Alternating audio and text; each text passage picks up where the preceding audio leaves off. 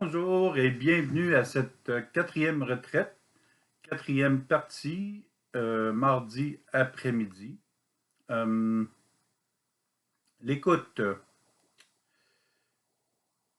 et l'image qui nous suit, j'ai pris une décision, je l'ai regardée comme il faut, parce que vous remarquerez que dans les autres entretiens, les trois autres, j'essaie de savoir si c'est Jésus qui marche sur les eaux ou Jésus qui est ressuscité. Alors, j'arrive à la conclusion que c'est Jésus qui marche sur les eaux. Pardon. Alors, c'est vraiment Jésus qui marche sur les eaux. Je suis très heureux d'avoir fait cette découverte et de l'avoir bien observée. Maintenant, nous sommes rassurés. Alors, pour l'écoute, c'est tellement important d'être à l'écoute du Seigneur, d'être à l'écoute du Seigneur dans chaque personne. Sinon, c'est très facile de partir et d'être négatif ou de trouver les manquements chez les autres. Mais découvrir l'amour de Dieu dans chaque personne, la beauté de Dieu dans chaque personne, c'est découvrir Dieu lui-même. Dès que c'est vraiment de Dieu, un vrai amour, une vraie joie, une vraie paix, c'est là que nous savons, c'est là que nous découvrons que Dieu est présent parce que il est toujours présent, sauf que la manifestation de notre être n'est pas toujours aussi évidente, euh, dépendamment des situations de la vie, dépendamment de ce que nous vivons, dépendamment des difficultés, des peines. Euh, ben, souvent, bon, on voit que ça paraît pas. Ça paraît pas que l'amour de Dieu est là ou la joie, mais Dieu est là tout de même. Et c'est peut-être de devenir de développer une observation de finesse, vraiment là, de prendre tous les petits détails qui sont beaux, bien, bons, vrais, réels, toutes les petites beautés de Dieu dans chaque personne, toutes ces petites lumières, et de, de les détecter le plus possible. Et de fait, on en arrive à un moment donné à plus avoir besoin de les détecter. On est conscient, on devient conscient et confiant que le Seigneur est là, que le Seigneur est présent dans chaque personne. Alors ça nous aide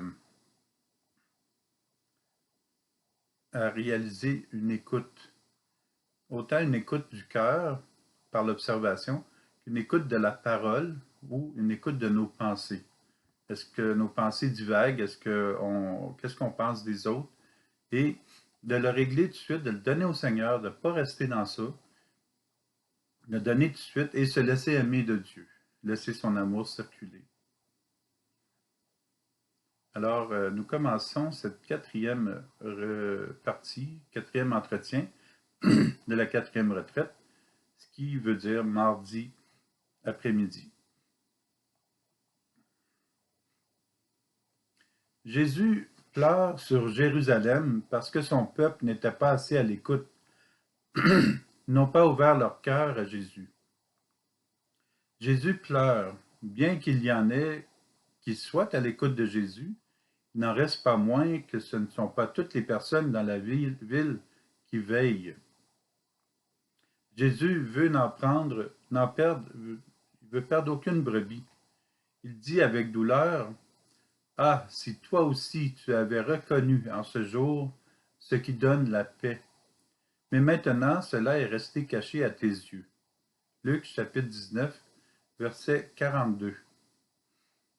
Cela est resté caché à tes yeux. Cela nous rappelle que certaines personnes se fient à leur propre sagesse, leur propre intelligence, au message contraire des autres, au lieu de devenir des petits qui comprennent le sens des Écritures et le sens du message de Jésus. Si le message de Jésus reste caché à nos yeux, c'est que nous ne l'avons pas reconnu. Revenons de tout cœur à Jésus et donnons-lui le temps nécessaire de creuser notre carapace, de briser le mur de glace autour de notre cœur, puis de nous enseigner et de nous aimer. De fait, on pourrait dire, c'est pas vraiment Jésus qui pleure, mais c'est nous qui pleurons de ne pas être à l'écoute de Jésus. Alors, on pleure en étant éloigné de l'amour de Dieu. Continuons de demander à Jésus la conversion du cœur, afin que nous soyons toujours des tout petits qui ne semblent avoir rien en ce monde, mais nous savons que nous avons tout en Jésus. Écoutons Jésus dans notre cœur. Paul nous invite à ressusciter avec le Christ. Il nous dit, si donc vous êtes ressuscités avec le Christ, recherchez les réalités d'en haut. C'est là qu'est le Christ assis à la droite de Dieu. Lettre de Paul aux Colossiens, chapitre 3, verset 1. Ressusciter avec le Christ, avec Jésus, c'est entrer dans sa lumière maintenant. C'est vivre enfin. C'est goûter la joie de Dieu. Pour accéder à la lumière de Dieu, la clé de tout croyant est de rechercher constamment les réalités d'en haut. Lorsque nous nous promenons en voiture sur des routes de campagne, nous remarquons que les vaches et les bœufs, dans les champs, passent la journée entière à chercher du foin assez long pour manger. Ils passent la majeure partie de leur journée à manger du foin. Nous pouvons nous demander comment ils font pour en manger autant. Ils mangent tellement de foin qu'ils sont exaspérants à regarder. Il semblerait qu'ils n'ont que cela à faire, manger, manger, manger. C'est vrai que nous les voyons se reposer aussi, mais il semble qu'ils mangent plus qu'ils ne se reposent. D'ailleurs, nous remarquons qu'ils se reposent comme s'ils étaient éveillés et attentifs, parce qu'ils ont la tête élevée lors de leur sommeil. Ils semblent veiller. Et ils digèrent constamment. Ils cherchent les réalités d'en bas. Ils mangent les réalités du sol. Paul, lui, nous invite à rechercher les réalités d'en haut. Et nous devons en manger constamment. Jésus-Christ est dans les réalités d'en haut, dans le royaume de Dieu. Nous sommes invités à ressusciter avec Jésus-Christ et passer notre temps à trouver des moyens de demeurer unis à lui dans la prière, dans la charité, dans la paix, la joie simple, les encouragements, les soutiens, l'entraide, le partage, créer des liens signifiants avec d'autres personnes et surtout nous retrouver au repas que Dieu nous offre chaque jour, l'Eucharistie. Dieu nous offre les réalités d'en haut et il veut que nous en mangions constamment.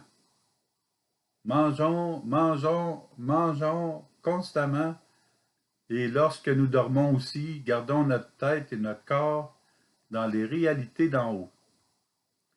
Veillons dans le cœur de Dieu. Dans les évangiles, il y a des personnes qui recherchent les réalités de Dieu comme Marie-Madeleine, Pierre, Jean et combien d'autres. Marie-Madeleine se rend au tombeau de grand matin. C'est encore les ténèbres. Jean chapitre 20, verset 1.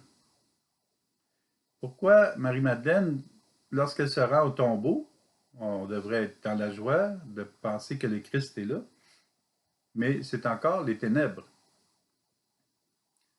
Pourquoi les ténèbres, même si Jésus est ressuscité? Simplement parce que Marie-Madeleine n'a pas fait l'expérience de la résurrection encore. Tant qu'elle n'a pas fait l'expérience de la résurrection, ce sont les ténèbres, le manque de Jésus dans sa vie à elle. Marie-Madeleine vivra sa nouvelle conversion lorsqu'elle verra Jésus ressuscité. Elle voit que la pierre du tombeau a été roulée et que Jésus n'y est plus. Elle a le bon réflexe. Elle court avertir les apôtres. Jean et Pierre, qui cherchent aussi Jésus, courent tous les deux ensemble pour voir. L'importance de voir le Seigneur. La communauté, la paroisse, la religion, c'est cela, de courir ensemble pour trouver les réalités d'en haut, courir ensemble pour trouver Jésus. Vous voyez, le mot religion, c'est de courir ensemble pour trouver Jésus. Anti-religion, c'est de faire le contraire. C'est de détruire tout, de détruire les personnes, de détruire la religion, de détruire la politique. Ça, c'est anti-religieux. Mais la vraie religion, c'est de créer des liens ensemble, de courir ensemble et de trouver Jésus. Ça, c'est la religion. Simon-Pierre, qui suivait Jean, arrive à son tour. Il entre dans le tombeau. Il aperçoit les linges posés à plat, ainsi que le suaire qui avait entouré la tête de Jésus. Non pas posé avec les linges, mais roulé à part à sa place. C'est alors qu'entra l'autre disciple, lui qui est arrivé le premier au tombeau. Jean vit et Jean crut. Jean, il voit et il croit. Jean chapitre 20, versets 6 à 8. Jean croit dans son cœur. Pierre va croire aussi que Jésus est ressuscité après sa mort, qu'il est vivant, si nous nous fions à son premier discours qu'il a proclamé. Le premier discours de Pierre. Nous avons mangé et bu avec Jésus après sa résurrection d'entre les morts. Livre des Actes des Apôtres, chapitre 10, verset 41. Manger et boire avec quelqu'un après sa mort, c'est le signe évident qu'il est encore vivant, en chair et en os. Jésus est vivant et il est toujours avec nous en ce moment. Pendant que Pierre et Jean s'éloignent du tombeau, Marie-Madeleine reste. Elle cherche une réponse. Elle doit trouver la réponse. Marie-Madeleine se tenait près du tombeau, au dehors, tout en pleurs. Vous voyez que c'est la personne qui pleure ici. Et en pleurant, elle se penche vers le tombeau. Elle aperçoit deux anges vêtus de blanc, assis l'un à la tête et l'autre aux pieds, à l'endroit où avait reposé le corps de Jésus. Il lui demande, « Femme, pourquoi pleures-tu? » Elle leur répond, « On a enlevé mon Seigneur, et je ne sais pas où on l'a déposé. » Ayant dit cela, elle se retourna. Elle aperçoit Jésus qui se tenait là, mais elle ne savait pas que c'était Jésus. Jésus lui dit, « Femme, pourquoi pleures-tu?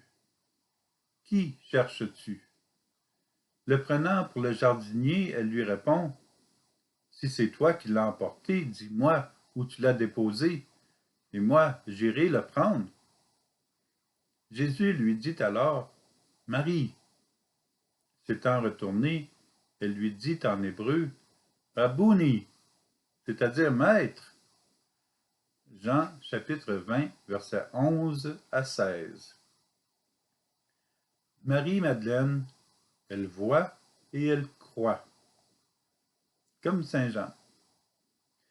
Recherchons les réalités d'en haut et n'ayons pas peur de prendre du temps pour être avec Jésus, car ce n'est pas une perte de temps, ce n'est jamais une perte de temps, mais la joie constante de manger et boire continuellement à la source. À la même table, aux réalités d'en haut, dans le royaume de Dieu, à la table de Jésus, maintenant. Recevons l'Eucharistie après nous être abreuvés à sa parole. Mangeons, mangeons, mangeons et buvons les réalités d'en haut. Continuons avec Paul. Vous êtes ressuscités avec le Christ. Recherchez les réalités d'en haut. C'est là qu'est le Christ assis à la droite de Dieu. Tendez vers les réalités d'en haut et non pas vers celles de la terre. Lettre de Paul aux Colossiens, chapitre 3, versets 1, 2. Paul ose même dire que nous sommes ressuscités avec le Christ ici et maintenant. Il veut dire que nous vivons éternellement en ce moment avec Jésus lorsque nous l'accueillons et que nous marchons avec lui, que nous communions à lui continuellement. Vivons à cœur avec Jésus. Comme la nature au printemps éveille tous nos sens de paix, de joie, d'amour, d'émerveillement, nous retrouver en Jésus éveille nos sens chaque fois que nous le prions. Nous vivons alors une résurrection. Chaque fois qu'on ressent une petite paix, une joie, l'amour, que nous lâchons prise du passé, qu'on ne se soucie pas trop du futur, nous vivons des résurrections, des petites résurrections.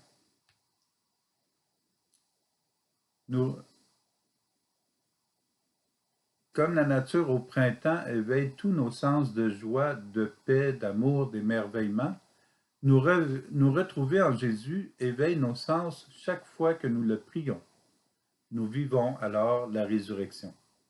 La résurrection est la réalité de Dieu dans notre vie en ce moment, comme la résurrection dans la vie de Marie-Madeleine, lorsqu'elle a cru que Jésus est vivant. Il est devenu vivant en elle. Le moment présent, dans l'amour de Dieu, nous émerveille de toutes les splendeurs de Dieu en nous, dans les personnes et dans la création. Lisons ce prochain passage. Aux humains, Dieu a donné du jugement, une langue, des yeux, des oreilles et un cœur pour réfléchir. Il les a remplis de savoir et d'intelligence. Il leur a fait connaître le bien et le mal.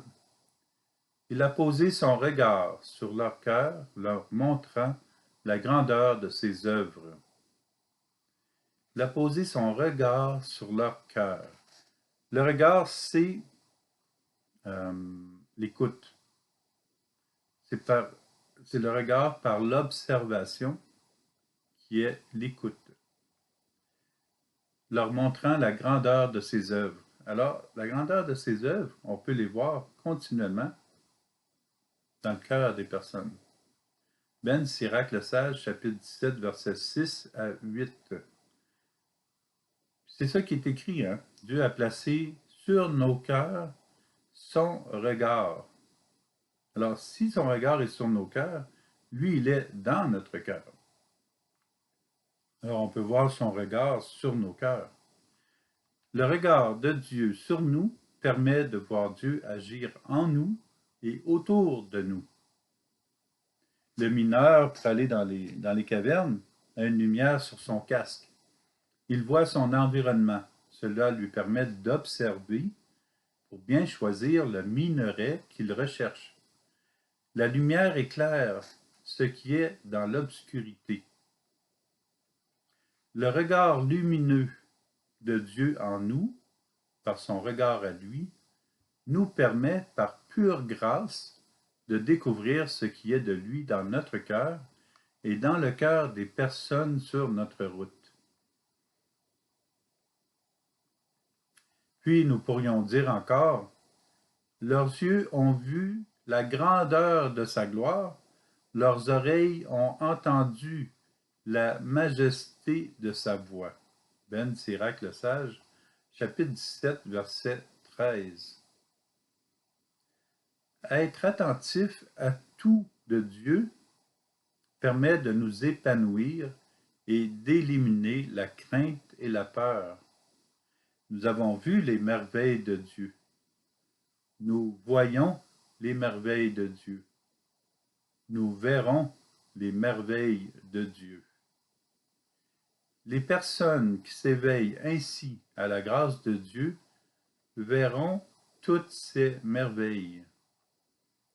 Laissons le regard de Dieu regarder en nous et en les autres ce qui est de lui.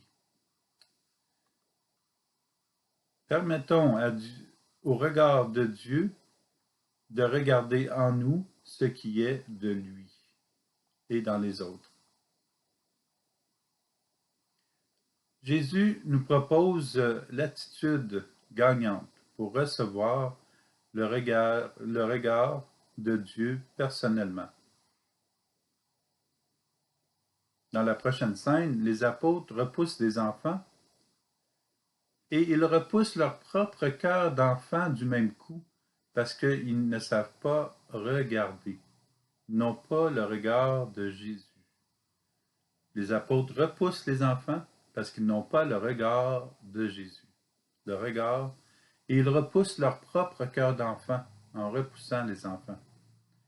Jésus leur dit, laissez les enfants, ne les empêchez pas de venir à moi, car le royaume des cieux est à ceux qui leur ressemblent.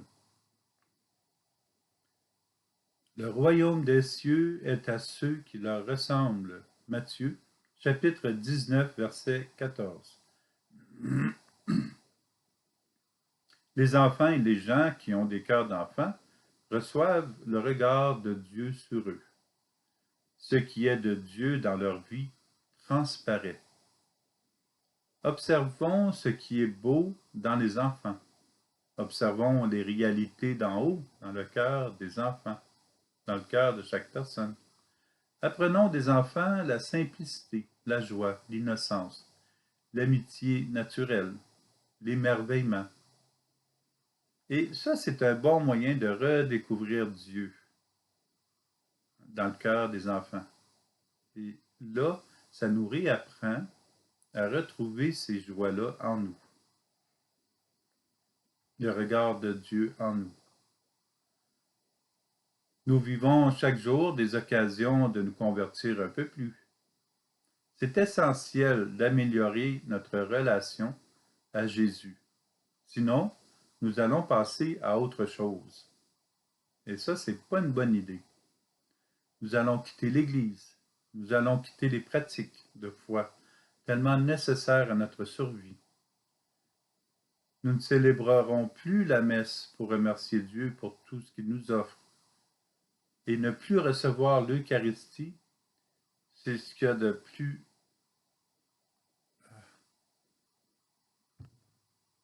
On perd tout en ne recevant plus l'Eucharistie. Alors, quitter l'Église, pour quelle que soit la raison, n'est pas une bonne idée. L'Église, c'est Dieu, et c'est Dieu qui nous y attend tous les jours, pour nous offrir sa nourriture à lui. Alors ça, là, on a toutes sortes de difficultés dans le monde, même au travail ou dans la famille. Mais quand on a des difficultés dans l'Église, c'est la même chose. On doit trouver une manière de continuer à recevoir l'Eucharistie. Nous sommes invités. J'ai dit difficulté dans l'Église, mais c'est difficulté de certaines personnes dans l'Église. Nous sommes invités à nous recentrer sur le nécessaire, à vérifier auprès de Jésus si nous le suivons réellement ou bien si nous nous sommes éloignés un peu. Redécouvrons l'importance de notre premier amour conscient avec Dieu. Une retraite dans la prière, quelques jours pour nous recentrer sur Jésus et sur la qualité de notre foi, nous aidera à nous retrouver en lui. Redonnons toute la place et la confiance à Jésus. Revenons à ce qui nous a conduits à lui. Repensons au moment et comment nous nous sommes convertis à Jésus. Quelle est la personne qui nous a convaincus de suivre Jésus? Repensons à tous ces bons moments. Repensons au bon moment quand nous avons reçu l'Eucharistie pour la première fois, ou quand on a ressenti l'amour de Dieu, ou quand on le voit dans quelqu'un d'autre. Repensons, méditons ces moments-là. C'est d'avoir le regard sur le cœur de Dieu. Osez encore faire un pas en avant. Osez trouver les moyens de nous rapprocher de Jésus. Osez nous améliorer parce qu'on a encore des choses de bloquer ou de blesser. Réalisons de nouveaux pas dans la foi maintenant, sinon nous oublierons vite les réalités d'en haut. Jean l'évangéliste est représenté par le symbole de l'aigle. L'aigle est l'oiseau qui va dans les hauteurs et il perce le ciel de son regard avec une grande précision. Jean est allé dans les hauteurs de ce que Jésus lui a enseigné, les réalités d'en haut, et il est très précis dans ses écrits sur le Verbe de vie, sur Jésus. Jean nous dit, quoi que nous demandions à Dieu, nous le recevons de lui, parce que nous gardons ses commandements et que nous faisons ce qui est agréable à ses yeux. Faire ce qui est agréable au regard de Dieu. Première lettre de Jean, chapitre 3, verset 22. Lorsque nous réalisons ce qui plaît à Dieu et nous accorde tout ce que nous lui demandons, c'est précis et clair. Mais il y a une exigence dont nous ne pouvons pas nous départir. Il nous est fortement recommandé de faire ce qui plaît à Dieu. Or, pour réaliser ce qui plaît à Dieu, continuons de nous améliorer selon les commandements. Voir Exode chapitre 20, versets 1 à 7, et les béatitudes. Matthieu 5, versets 3 à 12. Continuons de nous améliorer selon les commandements et entrons davantage en relation avec l'amour de Dieu, avec d'autres personnes. Recherchons constamment l'alliance avec Dieu, en Dieu. Jésus est précis. Voici ce qu'il nous dit. Convertissez-vous, car le royaume des cieux est tout proche. Matthieu chapitre 4, verset 17. Pour réussir à plaire à Dieu, nous sommes invités à vivre la conversion du moment.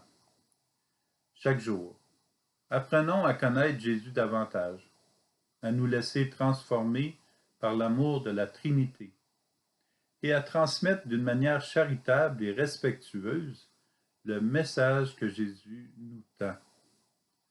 Aimer Dieu et aimer notre prochain, ne pas s'en prendre à nos ennemis, ainsi de suite.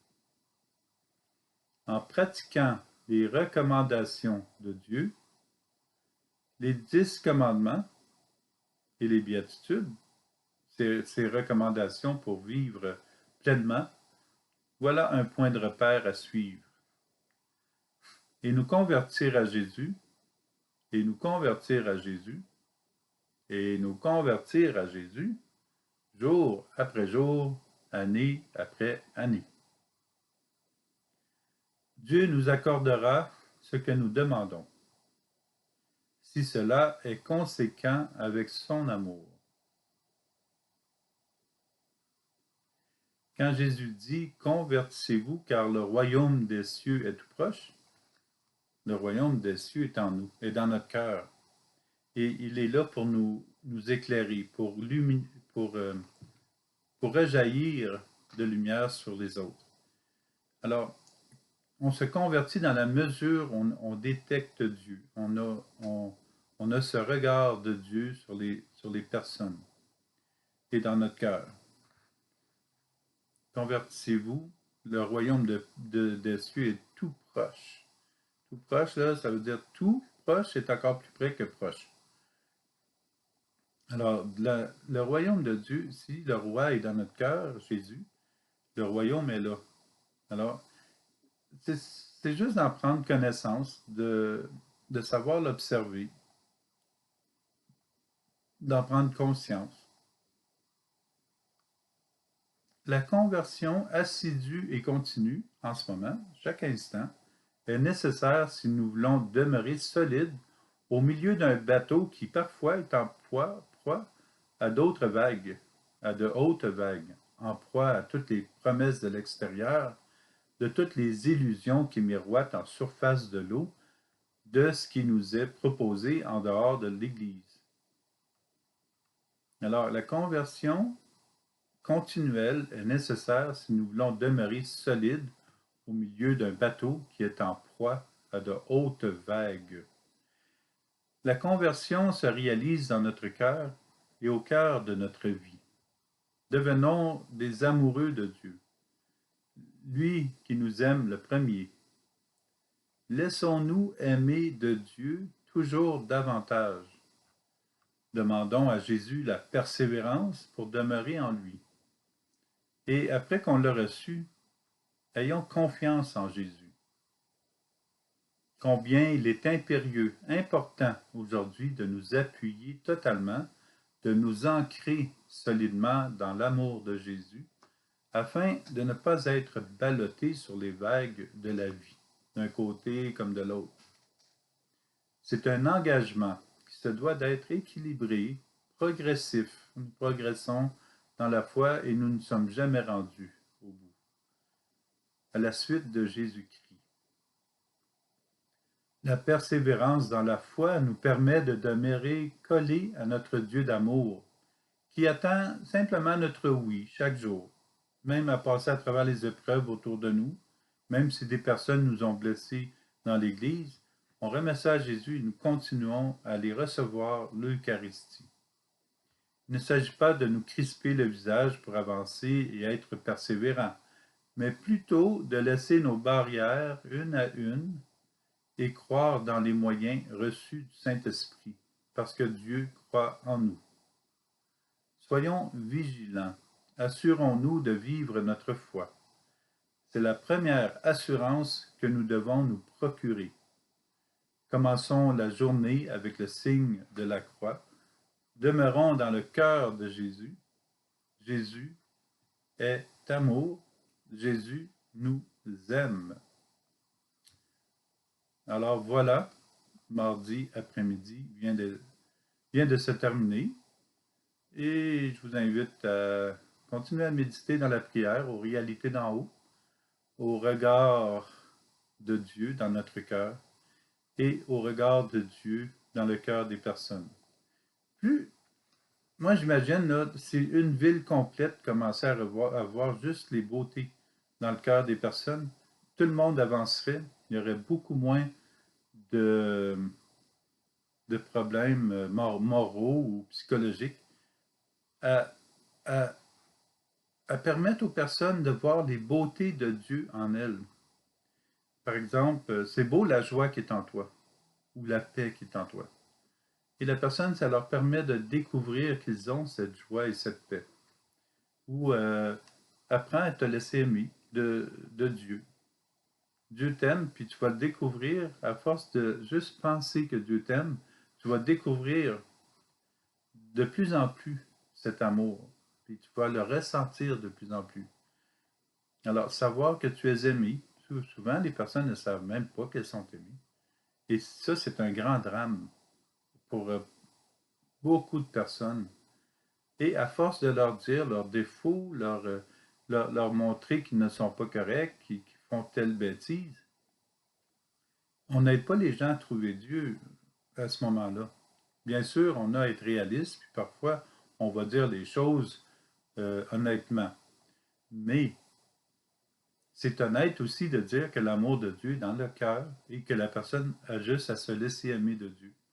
Bon, à cela s'ajoutent les sacrements, bien sûr, mais,